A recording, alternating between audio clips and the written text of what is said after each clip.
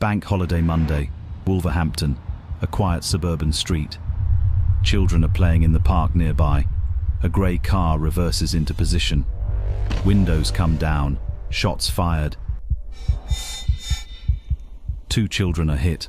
The car leaves at speed. Pursued.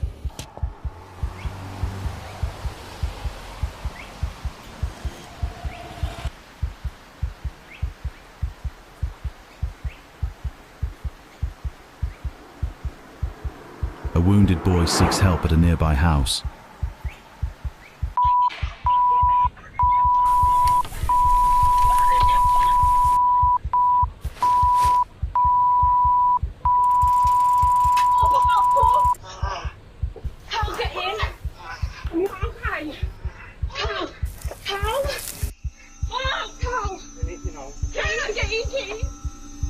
We don't yet know if he will survive.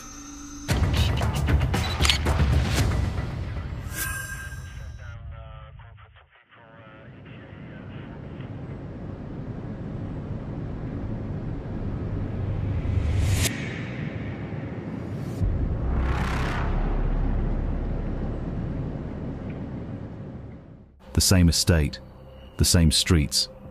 4 hours earlier, nothing to see yet. A red Mini Cooper has just driven up and down this street twice, then left. That car does not belong on this estate, and the people who do belong here have noticed. The man in the hoodrish coat is watching where the Mini Cooper went. Whatever that visit meant, it has landed. By early afternoon, 3 men have been drawn to the same corner of the same estate. The cameras record everything. They record what happens next. The ski masks are on. 14:48. The first man gets in. 14:49. The second. 14:49. The last man in. The door closes. The car pulls away. The route to Shelley Road takes 5 minutes in a straight line. They do not take a straight line. They circle. They look. They find what they came to find. The balaclavas go down.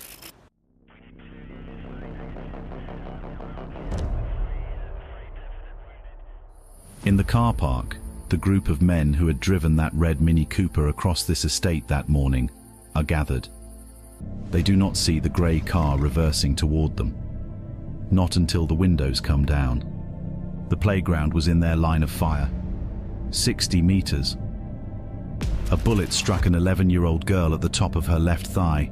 She was on the climbing frame. A second bullet struck a 15-year-old boy below his left knee.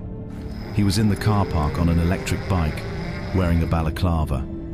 The prosecution would later suggest the shooters could not have distinguished him from their intended targets.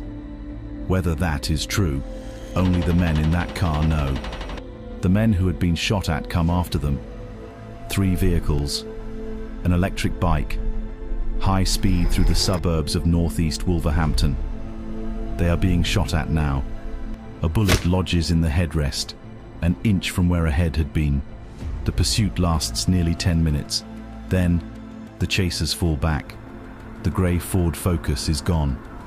15:43. 3 men walk into the rear of 57 Valley Road. The door closes. A bank holiday Monday. Children in a park. Families on an estate. In less than 90 seconds, 2 young people had been shot. Streets that had been quiet since morning had become a high-speed chase through a suburb. A bullet had blown through the rear windscreen of a car and embedded itself in a headrest. Ordinary life, interrupted, violently, without warning, without reason that any innocent bystander could have anticipated. And the men responsible had just walked through a door and closed it behind them.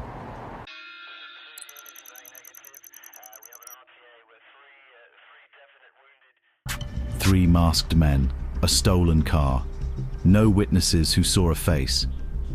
By the time the first police unit reached Shelley Road, the car and everyone in it had vanished. So here is the question. The shooters wore balaclavas. They used a stolen vehicle. They left no fingerprints at the scene. No one got close enough to see a face. And the men eventually arrested said nothing.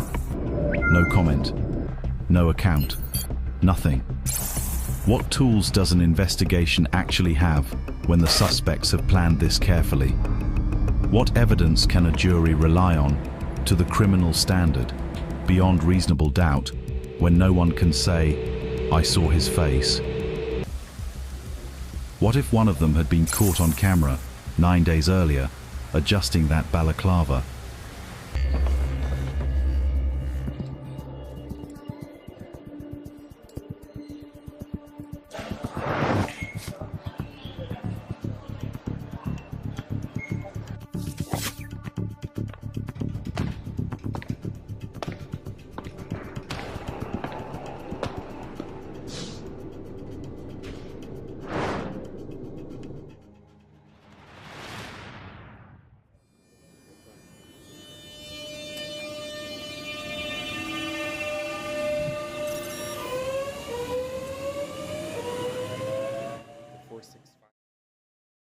Mr. Justice Sweeting, at sentencing, noted that firearms offences almost always involve premeditation. Think about what that means in practice. A handgun does not appear from nowhere. It has to be sourced from other criminals, loaded, transported. That takes planning. And planning leaves traces. This is how detectives followed those traces.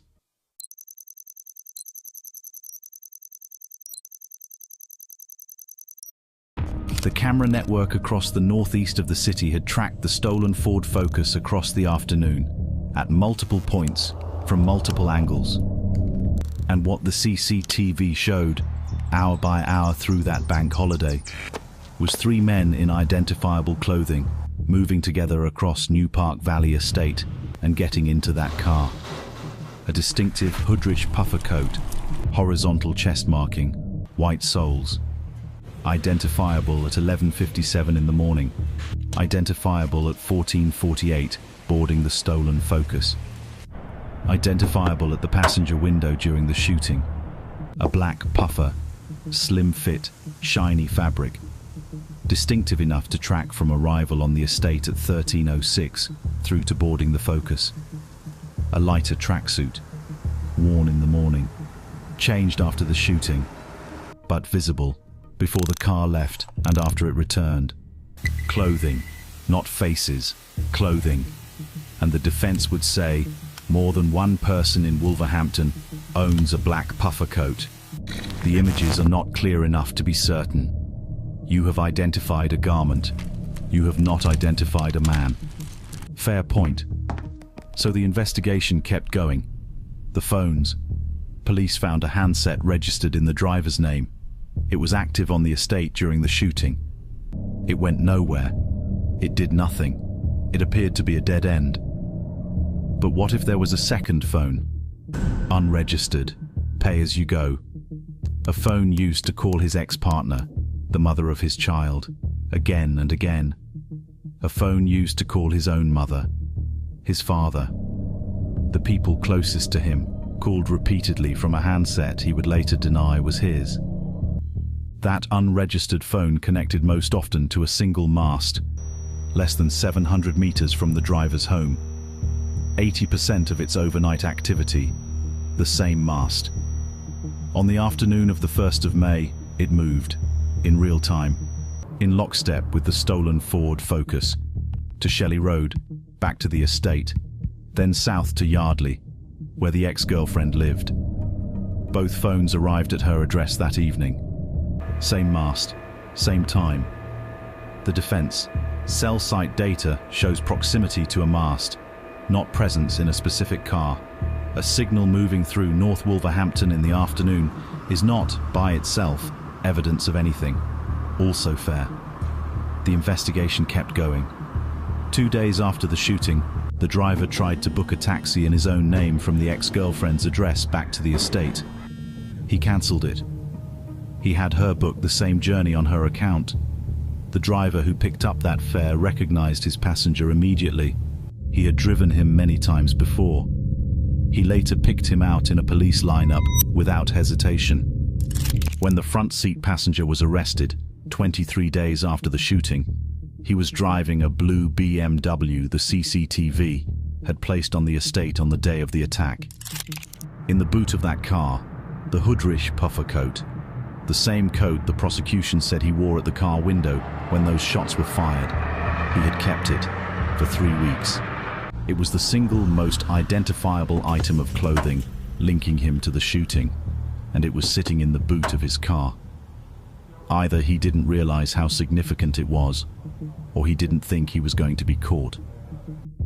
And then the DNA expert analysis linked 2 of the 3 suspects to the interior of the stolen Ford Focus and to the spent cartridge cases recovered from the road surface at Shelley Park. The cases ejected from the guns that shot an 11-year-old girl and a 15-year-old boy. Clothing, phones, a taxi driver, a coat in a boot, DNA on spent cases. Each strand challengeable. Each strand not enough alone. Together, a chain.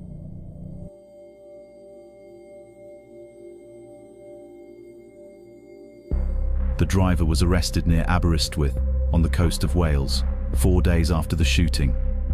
He had been there since the night of the 1st of May. In interview, no comment. A short prepared statement.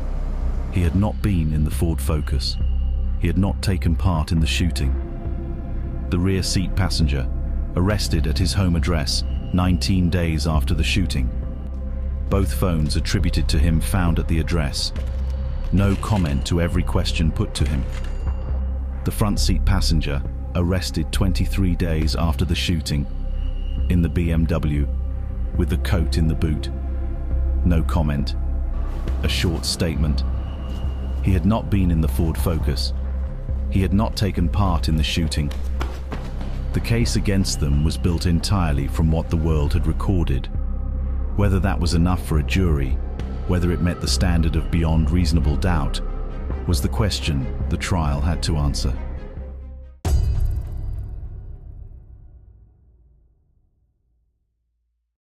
This prosecution faced a challenge common to organized firearms cases: defendants who had prepared their own deniability, masks, stolen car, silence. The defense case was simple and powerful. You cannot be sure it was us. The prosecution's case was equally simple. Take every strand together, because together they leave nowhere else for the truth to go. But attempted murder carries the highest burden. The prosecution must prove not only that these men were in that car, but that they intended to kill, not to wound, not to frighten, to kill. That is a specific legal intent. The prosecution's argument was that the planning itself proved the intent. The balaclavas, the reconnaissance, the stolen car, the loaded weapons, the rapid getaway. Their case to the jury was this: you do not prepare like that unless your purpose is to kill. Whether the jury accepted that argument and whether the defense could break a single strand of the chain was everything.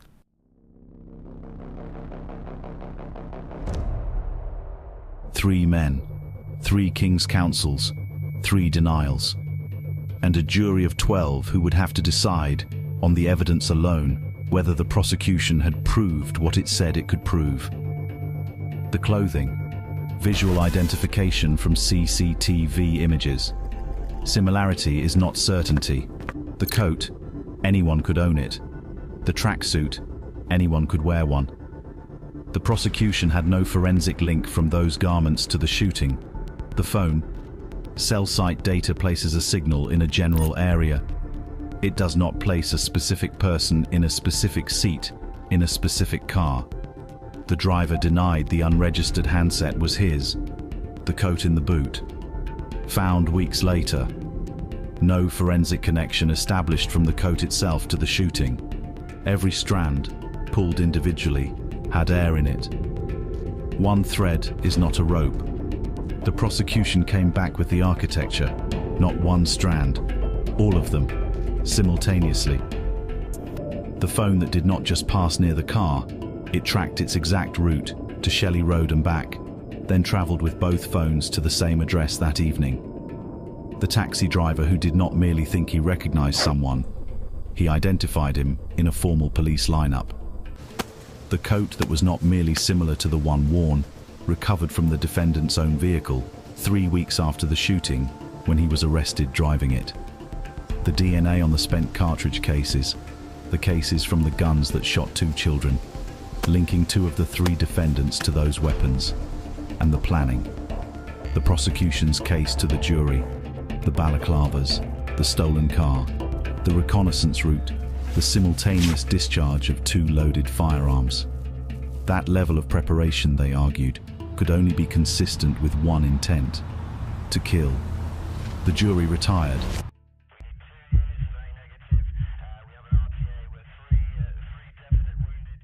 Now we can name them. Kian Durnin, 22 years old, the driver, the gun at the driver's window, the bullet that struck an 11-year-old girl on a climbing frame, a man whose criminal record, before that afternoon, amounted to a conviction for handling stolen goods and a caution for cannabis, guilty of attempted murder, guilty of wounding with intent, guilty of possession of a firearm with intent to endanger life. Tirek McIntosh, 23 years old, the front seat passenger, the second gun, the bullet that struck a 15-year-old boy below the knee. 1 prior conviction, a driving offense, described by the sentencing judge as being of effective good character. The judge noted the character references submitted on his behalf and said they appeared to describe an entirely different person to the man in the dock, guilty on all counts.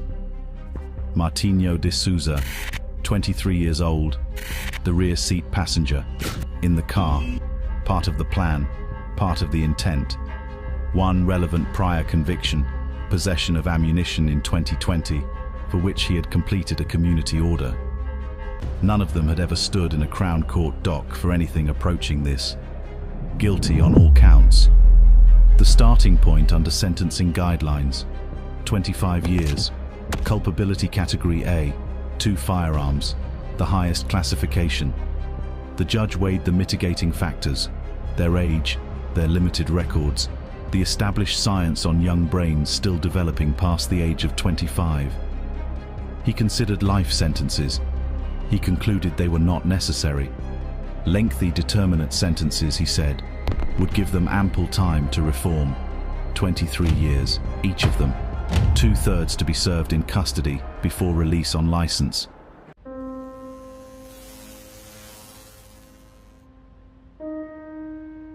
The verdicts are sound. The prosecution proved to the criminal standard that these 3 men were in that car and that they intended to kill. The sentences reflect the gravity of what they did. The system in this case worked. What it could not do, what no trial can do, is explain how 2 loaded handguns came to be available on a housing estate in Wolverhampton on a Monday morning. That question remains unanswered. A bank holiday, a children's park, 2 armed groups, 2 children shot, a stolen car, 3 masked men, and a chain of evidence they could not break. The motive was never proven. The guns were never found. But the 3 men who pulled the triggers are now serving 23 years. The direct result of a police investigation that the judge himself stood up in court and commended. Between them, these 3 men had almost no criminal history of any significance, and yet they planned this, sourced weapons, stole a car, drove to a children's park on a bank holiday and opened fire. They believed they had done enough to disappear. The cameras, the phones, the evidence said otherwise. It always does.